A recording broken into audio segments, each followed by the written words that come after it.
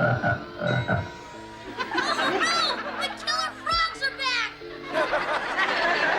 Frogs. I miss you. Well, I miss you too, honey. You miss me as much as I miss you? I miss you every bit as much as you miss me. In fact, I'll bet you.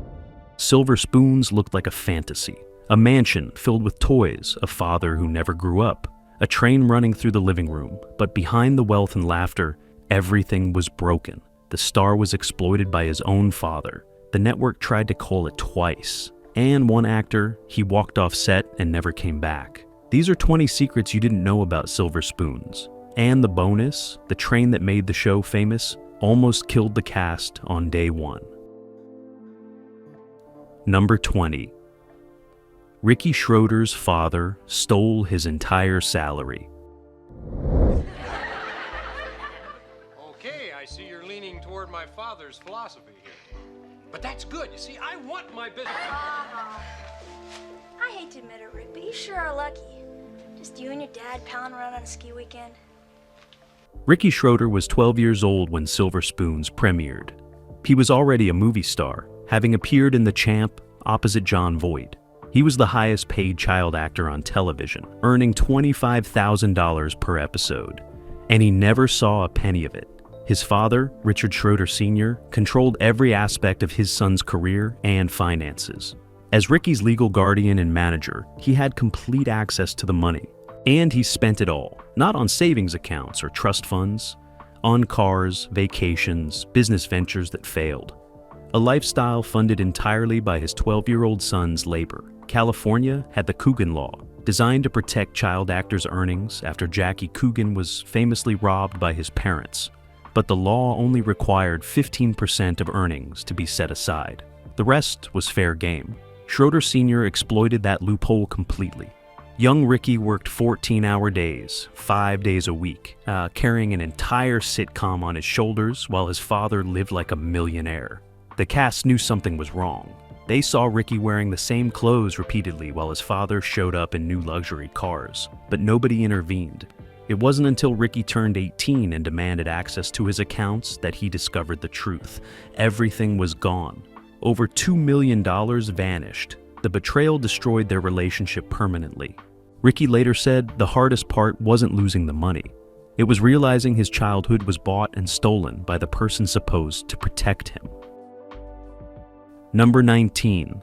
The show was rejected by every network. Threw him down the sewer. He had to run home like that with everybody laughing at him. Oh, that must have been humiliating. Yeah, to San Jose.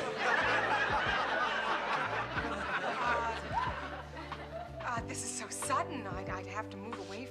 Before Silver Spoons became a hit, it was considered toxic. Creator Martin Cohan pitched it to every major network. ABC passed, CBS passed, NBC passed, twice. They all said the same thing.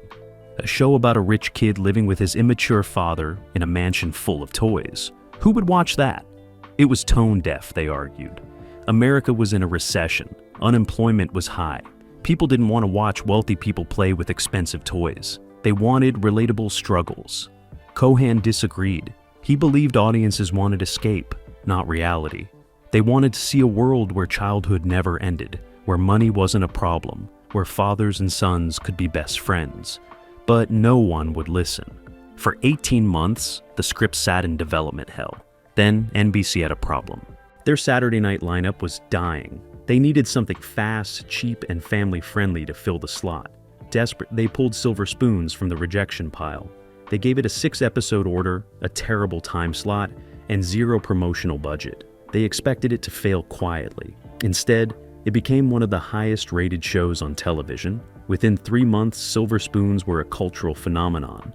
Kids wanted video game rooms. Parents debated man-child fathers. And NBC, the network that rejected it twice, suddenly couldn't believe their luck. Sometimes the biggest hits come from the deepest desperation. Number 18. Joel Higgins was a recovering alcoholic, barely holding on. Bums. Guys, wasn't the ball a big success? Thanks to you. Listen, Edward.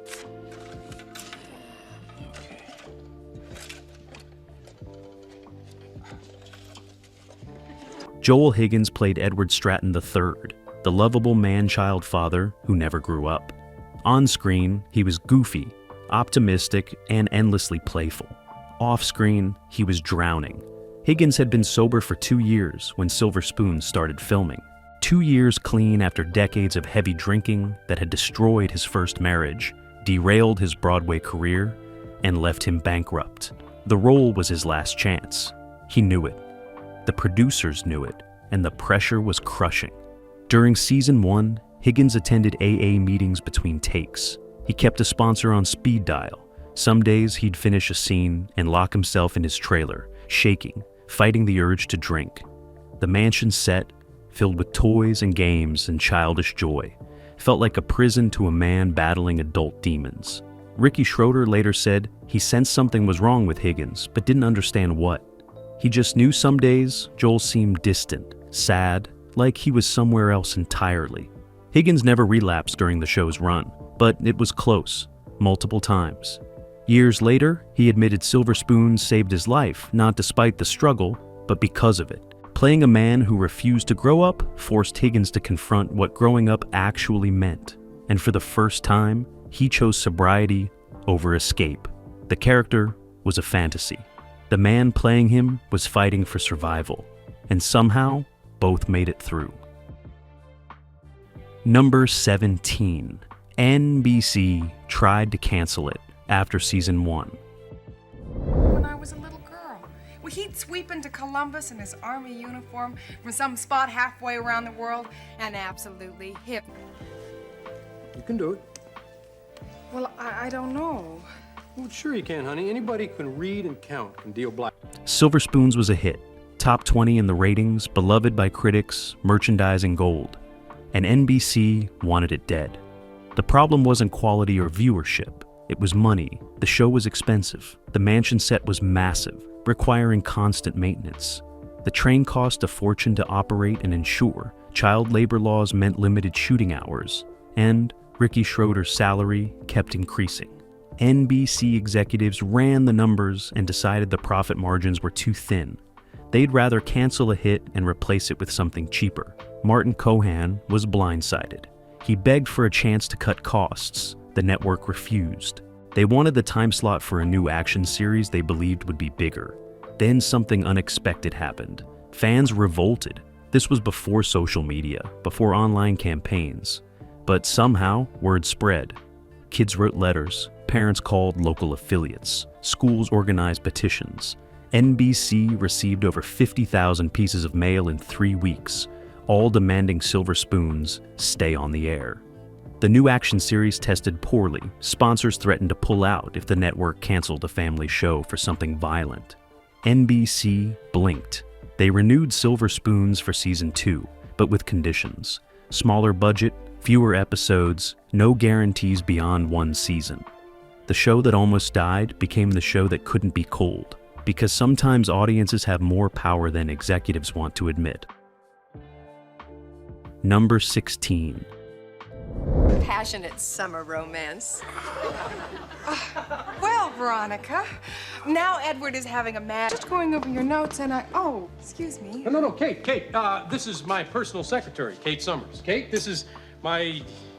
Erin Gray was hired to be eye candy and refused. Erin Gray was famous for one thing when she joined Silver Spoons: her skin-tight silver jumpsuit on Buck Rogers in the 25th century.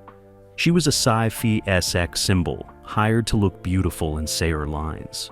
NBC wanted the same for Silver Spoons. They cast her as Kate Summers, Edward's girlfriend, with one instruction: look pretty, be supportive, don't complicate things. Gray read the script and knew exactly what they wanted.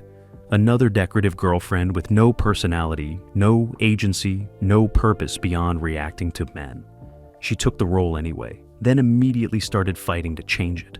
During table reads, Gray rewrote her own dialogue. She added jokes, opinions, moments where Kate challenged Edward instead of just supporting him. Producers told her to stop. She ignored them. She went directly to Martin Cohan and pitched a different version of Kate, a successful businesswoman who didn't need Edward's money, who stayed because she wanted to, not because she had to. Cohan was intrigued. NBC was furious. They threatened to fire her. Gray called their bluff. She knew they couldn't recast mid-season without derailing the show, so she kept pushing. By season 2, Kate Summers had become a fully realized character, running her own aerobics business, mentoring Ricky, standing up to Edward when he acted like a child. Gray didn't just play Kate, she rebuilt her from the ground up, and she proved something the network didn't want to believe. Beautiful women could also be interesting. Number 15. The mansion was haunted. Don't worry, Freddy.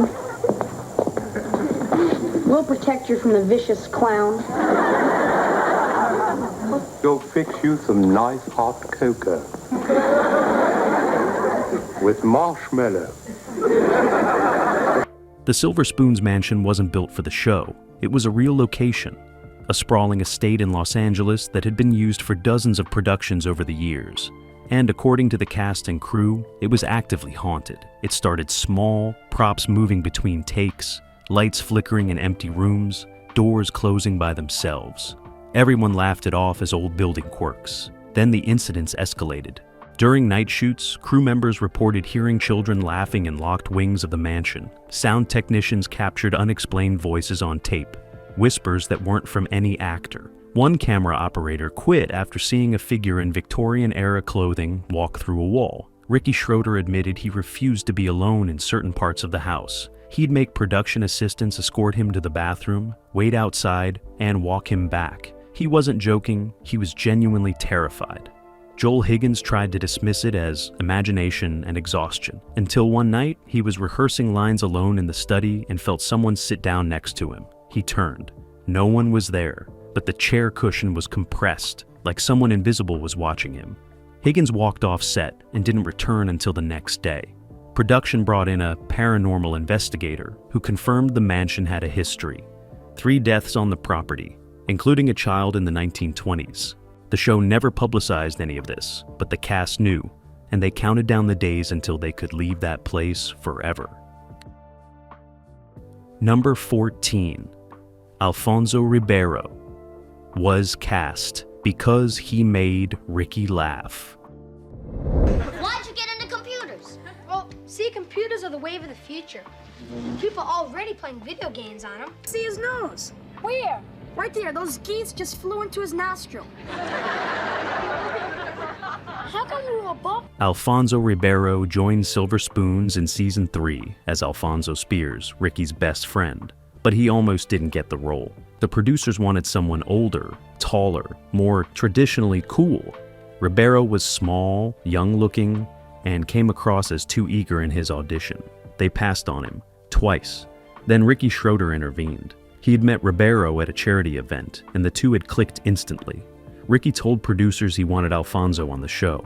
The producers reminded him that wasn't his decision. Ricky went nuclear. He threatened to work to rule, doing exactly what his contract required and nothing more. No press, no promotional appearances, no script rewrites.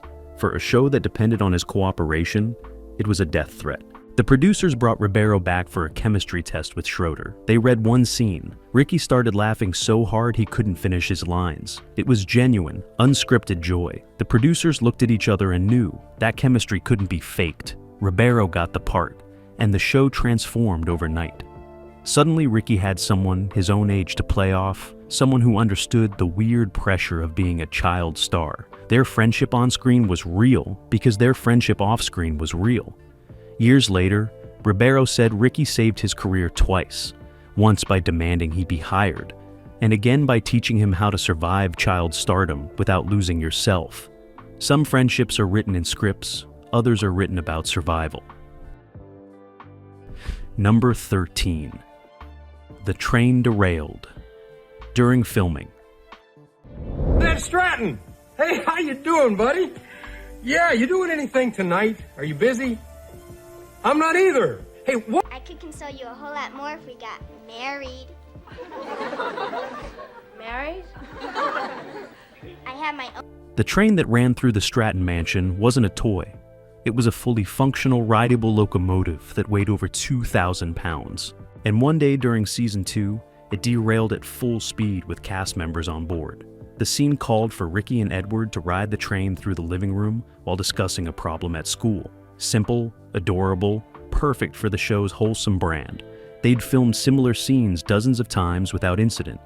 But this time, something went wrong. A track joint had weakened from repeated use.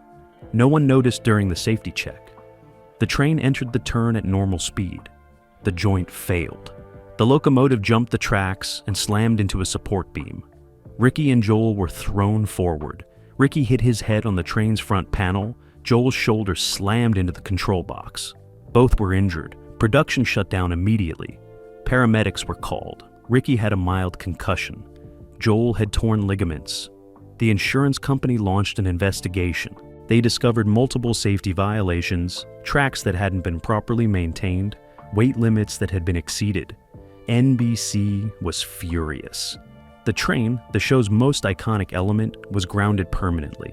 For the rest of the series, the train only appeared in stationary shots or carefully controlled moments. The magic was gone, and everyone knew it, because sometimes the thing that makes a show special is also the thing that almost destroys it. Number 12. Jason Bateman was almost the star.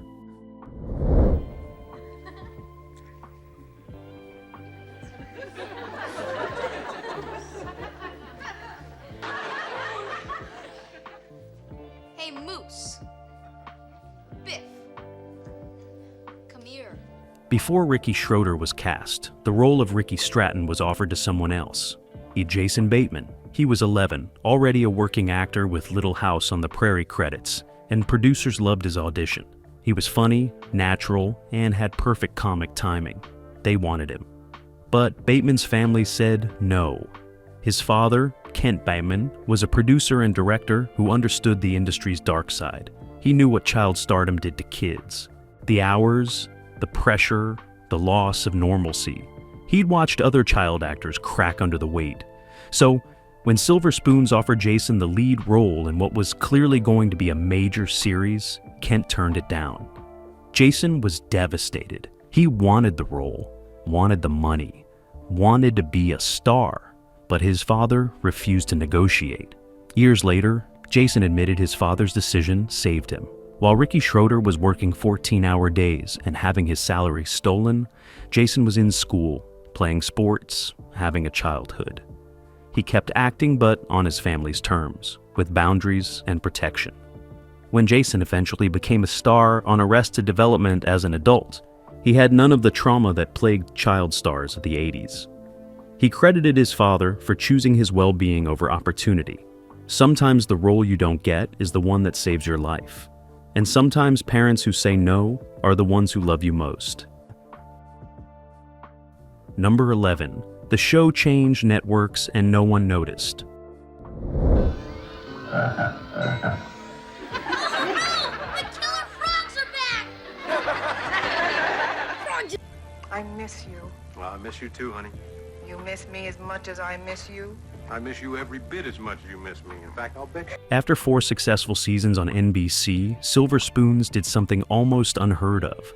It moved to first-run syndication for season 5. Different networks, different time slots, different everything. And most viewers had no idea it happened. NBC canceled the show, despite decent ratings, because they wanted the time slot for a new drama. Martin Cohan refused to let it die. He partnered with independent stations across the country, selling the show directly to local markets without a major network backing. It was a massive gamble. Syndicated shows were usually cheap game shows or talk shows, not expensive sitcoms with child actors and elaborate sets. But Cohan believed the audience would follow wherever the show went. He was partially right. Ratings dropped by about 30%. Some markets buried it in terrible time slots. Others didn't pick it up at all. But enough viewers found it to keep the show profitable for one more season. The cast was shocked it survived. Ricky Schroeder later said, "Season 5 felt like borrowed time, like they were making episodes for ghosts, but that final season proved something important. Quality shows can survive outside the traditional system." Decades before streaming changed everything, Silver Spoons showed that audiences care more about content than distribution. They'll find what they love, even when networks try to hide it. No, number 10. That Franklin Seals died alone and forgotten. He'll be all right, won't he? It's been like that all morning. Some people call me cynical and a trifle cool, but all this is quite moving. Franklin Seals played Dexter Stuffins, the Stratton family's loyal assistant, and one of the few black characters in 80s sitcom Suburbia. He was brilliant in the role, bringing dignity and warmth to what could have been a stereotypical servant character. But while the show made everyone else rich and famous, Seals struggled. His salary was a fraction of what the white leads earned. He wasn't invited to promotional events. Magazines featuring the cast often cropped him out of photos. The racism was quiet but constant. Seals never complained publicly, but friends said it destroyed him. When Silver Spoons ended, Seals couldn't find work. Casting directors saw him as Dexter, nothing more. He auditioned for dozens of roles and got none. He took small theater jobs that barely paid rent. By the early 90s, he was broke and battling illness. In 1990, Seals died of AIDS-related complications at age 37. He was alone in a small apartment in Brooklyn, no family present, no former castmates at his funeral. The entertainment industry, which had profited from his talent, didn't even acknowledge his death. Ricky Schroeder later admitted he didn't know Seals had died until years afterward. No one from the show told him. No one organized a memorial. Franklin Seals gave 5 years to Silver Spoons and got nothing in return except invisibility and abandonment. His story is a reminder that not everyone who makes audiences laugh gets to live happily ever after. Some die forgotten, while the show they helped build lives on forever. Number 9. Ricky Schroeder had a nervous breakdown. At 14. Come on, guys, it's time to go caroling on the happiest eve of the year. Great you're doing this camp fund thing. You have a real sense of charity and the things that go with it. Forgiveness, leniency. Nice try, Rick. You're still grinding. Teen Season 3. Ricky Schroeder was 14 years old, working 60-hour weeks, carrying a hit television show on his shoulders, while his father spent his money and his childhood disappeared. And one day, he snapped. It happened during a simple scene. Edward was teaching Ricky how to ride a bike. Wholesome, easy, the kind of father-son moment the show was built on. But Ricky couldn't do it. He forgot his lines, forgot his blocking, just stood there staring at the bike while the crew waited. The director called cut, asked if he was okay. Ricky said yes, and they reset. Same thing happened. 3 takes, 5 takes, 10 takes. Ricky kept freezing, unable to speak, unable to move. Then he started crying, not the actor's tears, real broken sobbing. He collapsed on the bike, hyperventilating, shaking uncontrollably. Production shut down. A medic was called. Ricky was having a full panic attack, his body finally rebelling against months of unsustainable pressure. He was taken to the hospital, kept overnight for observation. Doctors said it was exhaustion and stress. They recommended therapy and time off. NBC gave him 3 days. When Ricky returned to set, nothing had changed. Same hours, same pressure, same father stealing his money. But something in Ricky had broken permanently. He later said the bike scene was the moment he realized his childhood was a performance, not a life. And once you see that truth, you can never unsee it. The show kept going. Ricky kept smiling, but inside, he was already gone. Number 8. The video game room cost more than most houses. Dad? You're a great guy. Oh, thanks. Whoa, you sneaky little devil. Touch this one. Get going, lazy days are over. No more dilly-dally. It's time to get out of the groove. The Stratton Mansion's video game room was legendary. Dozens of arcade machines, pinball tables, every console available in the early 80s. It looked like paradise, and it cost the production over $300,000 to build and maintain. That's over $800,000 in today's money for one set. The games weren't props. They were fully functional arcade machines leased from distributors at premium rates. Pac-Man, Donkey Kong, Galaga, Asteroids, all the hits. Every machine had to work perfectly because close-up shots showed actual gameplay. Maintaining them was a nightmare. Arcade machines broke constantly. Circuit boards failed, screens burned out. Every week, technicians spent hours repairing and replacing components. The insurance costs were astronomical. And here's the kicker. Most of the games were barely visible on screen. They were background decoration, set dressing to establish Edward Stratton as the ultimate man-child. NBC executives were furious when they saw the bills. They demanded the set be simplified, the games removed. Martin Cohan refused. He argued the video game room wasn't just a set. It was a character representing a world where play was more important than responsibility.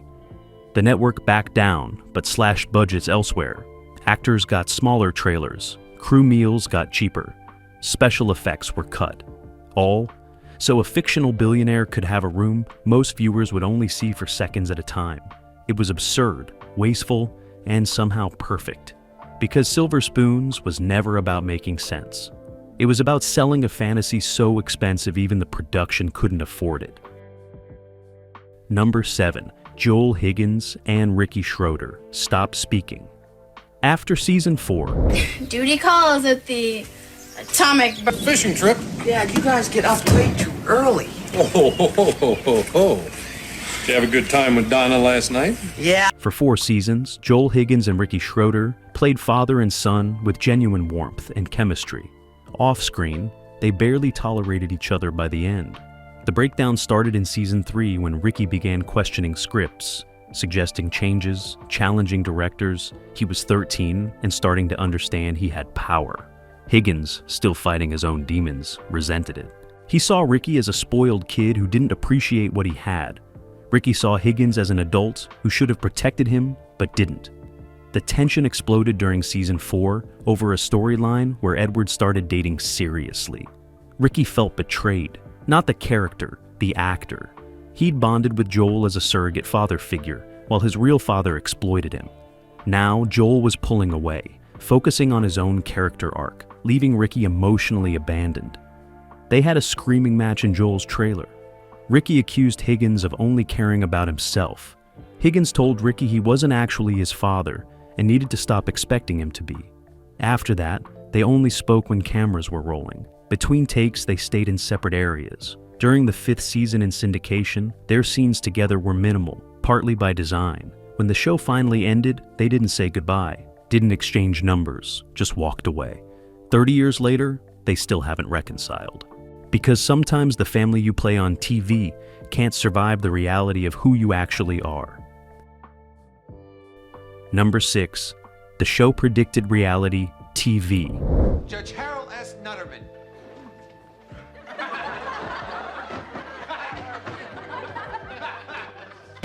Okay, let's change the subject then.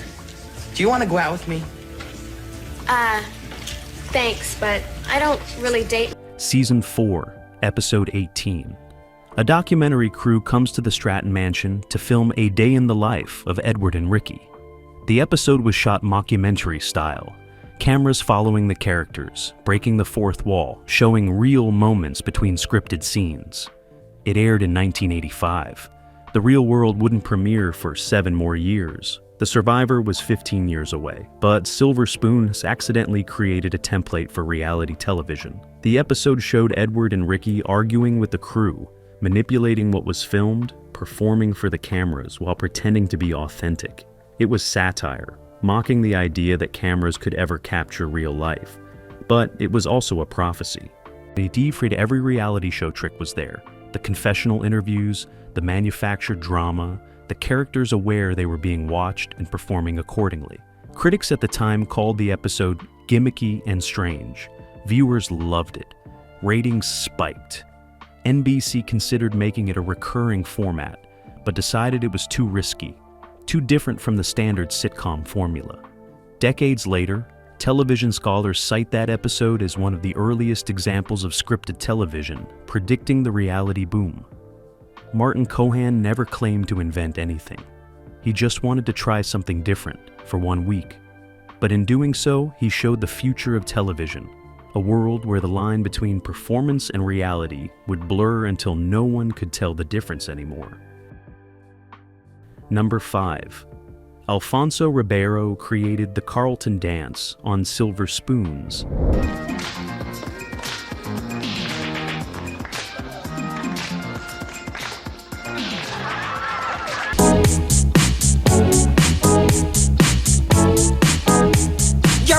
generation. They're dancing through. Everyone knows the Carlton dance from The Fresh Prince of Bel-Air, the goofy, preppy moves that became a cultural phenomenon. But Alfonso Ribeiro created it first on Silver Spoons. Season 4, an episode featured Alfonso's character dancing at a party. The script just said, Alfonso dances, no choreography, no direction. Ribeiro improvised the whole thing, mixing Tom Jones's arm movements with Courtney Cox's moves from the Bruce Springsteen Dancing in the Dark video, adding his own awkward white boy energy. It was supposed to be a throwaway moment, but test audiences loved it. The network got letters asking about that dance the kid did, so they brought it back in later episodes, turned it into Alfonso's signature move. When Ribeiro landed The Fresh Prince 6 years later, he recycled his own creation. He refined it, made it smoother, but the DNA was identical. The Carlton dance was just the Silver Spoons dance, with a bigger budget and better lighting. Ribeiro has said in interviews that he's grateful and frustrated by the dance's legacy. Grateful because it made him famous beyond any role. Frustrated because people forget he invented it as a teenager on a different show entirely. Now, 35 years later, people do the Carlton dance at weddings, sporting events, and viral videos. And almost none of them know it started in a mansion with a train running through the living room. Some legacies are built on shows everyone remembers. Others are built on moments everyone forgot. Number 4. The final episode was never supposed to be the final episode. Of each other.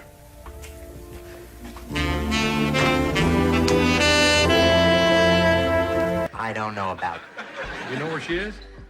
Oh. The little old lady. Hey. The Silver Spoon series finale wasn't written as an ending. It was just another episode in what everyone assumed would be season 6. The story was simple. Ricky graduates junior high, gives a speech about growing up. The family celebrates. No big goodbyes, no closure, no sense of finality, because nobody knew the show was ending. The cancellation came suddenly. The syndication deal fell apart when TI markets dropped out. Ratings had declined. Production costs were unsustainable. The decision was made in a closed-door meeting. One day the show had a future. The next day, it was over. The cast found out from their agents, not the producers. They had already filmed what would become the final episode weeks earlier. There was no chance to go back, to add a proper ending, to give fans closure. Ricky Schroeder said learning the show ended that way felt appropriate actually. His character never got a proper childhood. The show never got a proper ending. Both just stopped mid-sentence. Years later, Martin Cohan admitted he regretted not fighting harder for one more episode, a chance to say goodbye properly. But maybe, he said, some things aren't meant to have endings. Maybe they're just meant to stop when the money runs out and everyone walks away. That's not poetry, that's just television. And Silver Spoons, for all its fantasy and wealth, ended the way most shows do. Not with a bang or a bow, just with silence. Yinswold number 3. Aaron Gray saved Ricky Schroeder's life. To Kate than he does to me. Hey, Rick, hurry up! We gotta pick up Kate! We don't want to keep her waiting! Well, I really must fly. I'm having dinner at Elizabeth Taylor's. If I don't get there soon, all the food will be gone. This isn't a metaphor. Aaron Gray literally saved Ricky Schroeder's life during season 3.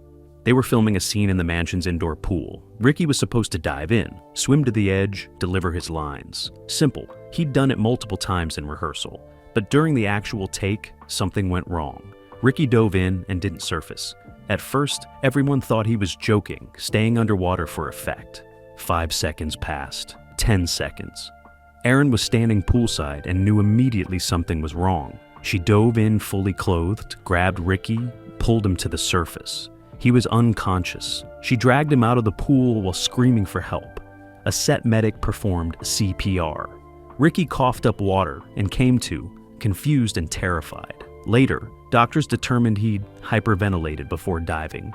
Combined with exhaustion from a 14-hour shooting day, he'd blacked out underwater. If Aaron hadn't reacted instantly, he would have drowned. Production shut down for a week. Child welfare investigators were called. Labor law violations were found. Shooting hours were reduced. Safety protocols were completely overhauled. But none of that mattered to Ricky. What mattered was that Erin, who'd been fighting for her character's agency and respect, jumped into a pool without hesitation to save a kid she barely knew off screen. Ricky never forgot it. Years later, he said Erin was the only adult on that set who treated him like he mattered more than the show, and when it counted, she proved it. Number 2. The mansion set was demolished. I'll get it. That must be the little woman. I left a note on our door for Gorgeous to come over here when she got back from the beauty parlor. Not that she needs it. Moore's house. And? And we're supposed to bring the potato chips and the bean dip. While the show was still on season 5, the syndication season had a secret. The iconic Stratton Mansion, the show's most recognizable element, didn't exist anymore. The production company that owned the location sold it to developers midway through season 4. The mansion was torn down and replaced with condominiums. But Silver Spoons still had episodes to film, so they rebuilt pieces of the mansion on sound stages, just the rooms they needed for specific scenes. The grand staircase, the living room, Edward's bedroom. Everything else was gone. The train tracks that once circled the entire first floor now only existed in a 10-foot section. The video game room was reduced to 3 machines in front of a painted backdrop. Wide shots were impossible. Every scene became tight, claustrophobic, focused on faces instead of space. Careful viewers noticed. The mansion that once felt endless suddenly felt like a box. But most people didn't catch it because the show used every trick possible to hide the truth. Old establishing shots were recycled. Scenes were blocked to avoid showing missing walls. References to other parts of the house were written out of scripts. The cast knew they were performing in a memory of a place that no longer existed. And it felt appropriate, actually. Because Silver Spoons had always been about illusion, about wealth and childhood and happiness that looked real but was always just a set. Now, even the set was gone, and they were all just actors pretending in front of painted walls, hoping no one would notice the fantasy had collapsed. Number 1, Ricky Schroeder. Never watched the show. You fixer. I should have worked harder on my letter. This couldn't be just a letter. Her mind must be under the control. That was a low blow, Evelyn. You're right. After 5 seasons, 91 episodes, and 5 years of his childhood, Ricky Schroeder has never watched Silver Spoons. Not a single episode. Not even the pilot. He's been asked about it in dozens of interviews over the decades. Fans beg him to watch and react for YouTube videos. Nostalgic specials offer him money to sit down and revisit the show. He always refuses. Schroeder has said watching it would be too painful, not because the show was bad, but because it would mean watching himself be exploited in real time. Every smile was forced. Every laugh was timed to maximize production efficiency. Every hug with his TV father reminds him of the real father who was stealing from him. He can't separate the performance from the trauma. For most child actors, old episodes are bittersweet nostalgia, a window into lost innocence. For Schroeder, they're evidence of a crime, proof that his childhood was bought, sold, and broadcast, while he was too young to understand what was being taken. He's made peace with having done the show. He acknowledges it launched his career, gave him opportunities, made him a name. But he will never, ever go back and watch it. Because some things, once lived, should never be relived. And Ricky Schroeder spent enough years being Ricky Stratton. He doesn't need to watch the footage to remember what it cost. He lives with that cost every single day. Bonus fact, the train was sold to Michael Jackson. So, what do you say, buddy? Hey, Rick, you know I'd do anything in the world for you, but not this. He said something about needing money, so I just put 2 and 2 together, and I've got homework to do. After Silver Spoons ended, NBC auctioned off the set pieces. The video games went to collectors, furniture went to prop houses, and the train, the massive iconic 2,000-pound locomotive that ran through the Stratton Mansion, was sold to Michael Jackson for his Neverland Ranch. Jackson had watched the show obsessively. He identified with Ricky, another child star robbed of childhood, forced to perform while the world watched. He bought the train, had it shipped to Neverland, and installed it on tracks that ran through his own fantasy estate. Visitors to Neverland in the 90s reported seeing it, a bizarre relic from 80s television, living in the backyard of one of the world's most famous entertainers.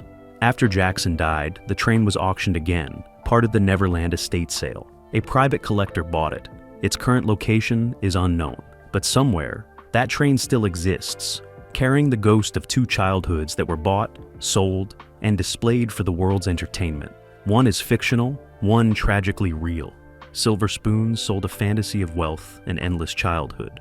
But behind the mansion walls, everything was broken. Stolen money, stolen time, stolen innocence. 5 seasons of laughter built on exploitation. Because some shows make you smile, but the truth behind them makes you think twice.